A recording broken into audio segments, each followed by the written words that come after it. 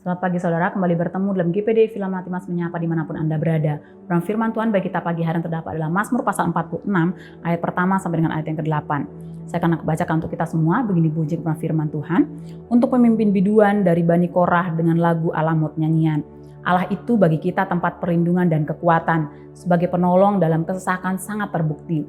Sebab itu kita tidak akan takut sekalipun bumi berubah, sekalipun gunung-gunung goncang di dalam laut, sekalipun ribut dan berbuih airnya, sekalipun gunung-gunung goyang oleh geloranya.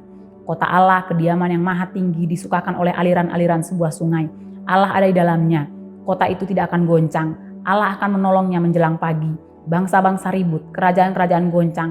Ia memperdengarkan suaranya dan bumi pun hancur. Tuhan semesta alam menyertai kita. Kota benteng kita ialah Allah Yakub. Saudara, melalui ayat-ayat ini pemazmur mengajak setiap kita untuk tetap percaya kepada kebesaran Allah. Ya, dikatakan Tuhan semesta alam menyertai kita, kota benteng kita ialah Allah Yakub. Pemazmur kembali mengingatkan kepada kita bahwa kita punya Allah yang besar, kita punya Allah yang luar biasa. Dikatakan Allah itu bagi kita tempat perlindungan dan kekuatan, sebagai penolong dalam kesesakan sangat terbukti. Mengapa demikian saudara?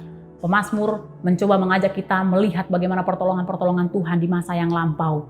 Ya, di masa yang lampau Tuhan mengerjakan suatu hal yang luar biasa. Maka pemazmur mengajak kepada kita untuk jangan takut melihat ke depan, jangan takut menapaki masa depan. Kenapa? Karena Tuhan yang menyertai kita di masa lampau adalah Tuhan yang sama, Tuhan yang tidak pernah berubah, yang akan terus menyertai kita sampai kepada di masa depan. Segala sesuatu bisa berubah, saudara. Keadaan bisa berubah.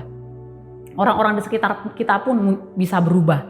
Bahkan kita pun bisa berubah. Kalau kita dulu mungkin kita merasa kita muda, kita kuat, kita banyak beraktivitas, kita dapat melayani ya dengan luar biasa. Mungkin ketika usia seiring bertambahnya usia, kita mulai mengurangi aktivitas kita karena kekuatan yang berkurang. Kita pun bisa berubah.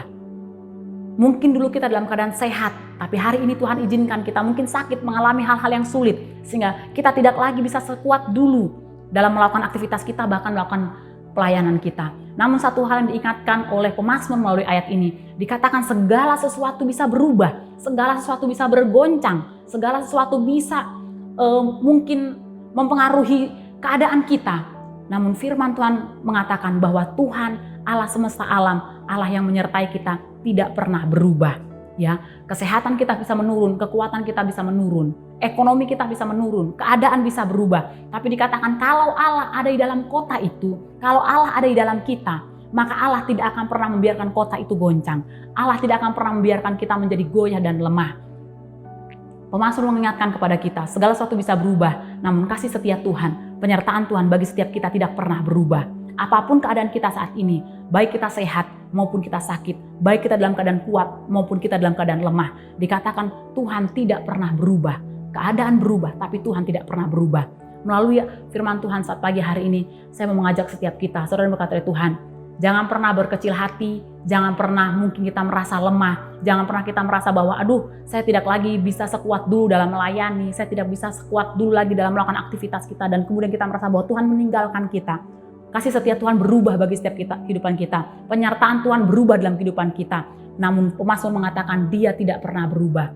Allah yang Immanuel, Allah yang menyertai kita. Dimanapun kita berada, apapun keadaan kita, kasih setia Tuhan tidak pernah berubah.